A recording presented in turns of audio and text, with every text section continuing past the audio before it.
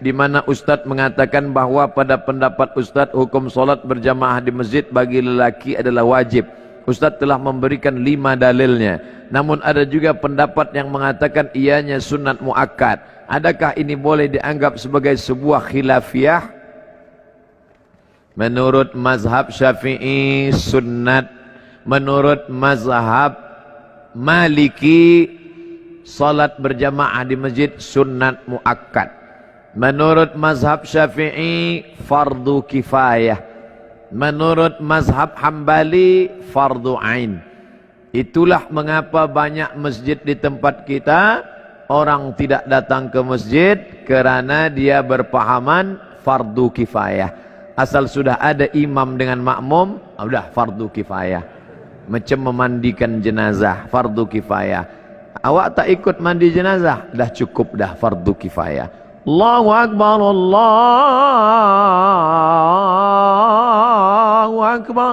Awak tak ke masjid, fardu kifayah. Salahkah Imam Syafi'i? Tidak.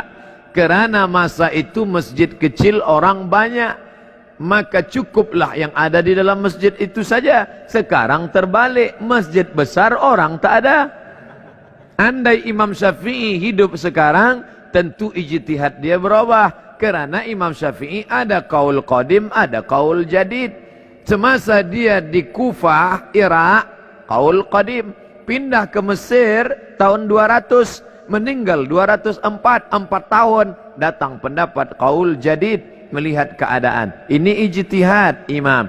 Melihat keadaan sekarang, umat meninggalkan masjid, perlu kita ambil pendapat yang mengatakan fardu ain.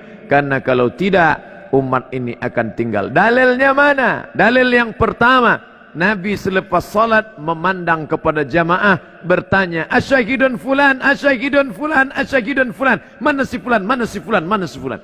Andai fardu kifayah, tentu Nabi tak bertanya.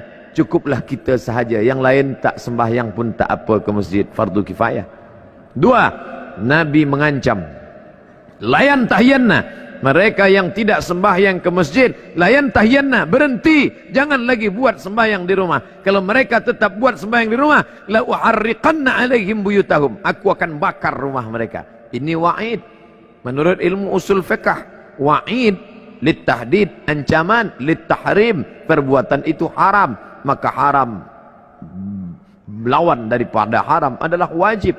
Yang ketiga, ketika sedang perang, wa idza kunta fihim, ketika kau berada bersama mereka sedang perang, fa aqamta lahumus shalah, engkau melaksanakan salat. Dalam perang pun tetap salat berjamaah, namanya salat khauf. Imam di hadapan, makmum 2 baris. Baris pertama salat, baris kedua memegang tombak anak panah menjaga serangan musuh. Selepas salat baris pertama mundur ke belakang, baris kedua maju ke hadapan. Sedangkan perang pun tetap salat berjamaah, apalagi tidak perang. Dalil yang keempat, Nabi SAW didatangi oleh Abdullah bin Ummi Maktum. Ya Rasulullah, izinkan aku salat di rumah kerana ana dharir, buta, laisa li qaidun yaquduni, tak ada orang yang dapat membimbing membawa aku ke masjid. Nabi bertanya, atasma'un nida, apakah telingamu mendengar suara azan? Itu menunjukkan orang yang buta tak dapat melihat jalan. Bila dia mendengar, dia tahu di mana letak masjid kerana telinganya tajam. Oh, di sana letak masjid. Apakah kau dengar suara azan? Ya, datanglah ke tempat itu kalau kau mampu. Maka kalau orang buta saja, Abdullah bin Ummi Maktum tua, buta, tak ada yang membimbing, tetap disuruh Nabi. Apalagi yang sehat wal afiat. Cukup satu dalil bagi orang yang mau menerima kebenaran, tapi 1001 hujah untuk menolak bagi yang bukan mencari kebenaran.